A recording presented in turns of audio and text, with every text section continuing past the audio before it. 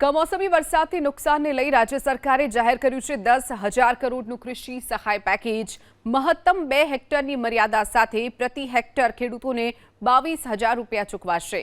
10,000 કરોડના પેકેજમાં એસડીઆરએફના નિયમ ઉપરાંત 3,386 કરોડ રૂપિયા રાજ્ય સરકાર સ્વભંડોળથી આપશે, જ્યારે 6,429 કરોડ રૂપિયા એસડીઆરએફના નિયમ મુજબ ચૂકવશે।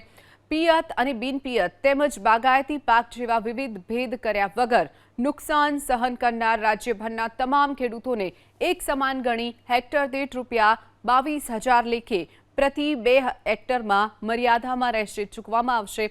તો સહાય મેળવવા ખેડૂતોએ ક્યાં અને કેવી રીતે અરજી કરવાની છે તે અંગે થોડા સમયમાં સરકાર વિગતવાર પરિપત્ર પણ જાહેર કરશે।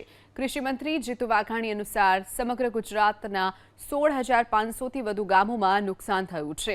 એક અંદાજ મુજબ 44 લાખથી વધુ હેક્ટર જમીનમાં થયેલા વાવેતરમાં જે નુકસાન થયું છે, સહાય ઉપરાંત સરકાર ખેડૂતો પાસેથી 15,000 કરોડની મગફળી, મગ, અડદ અને સોયાબીનની ટેકાના ભાવે ખરીદી પણ કરશે।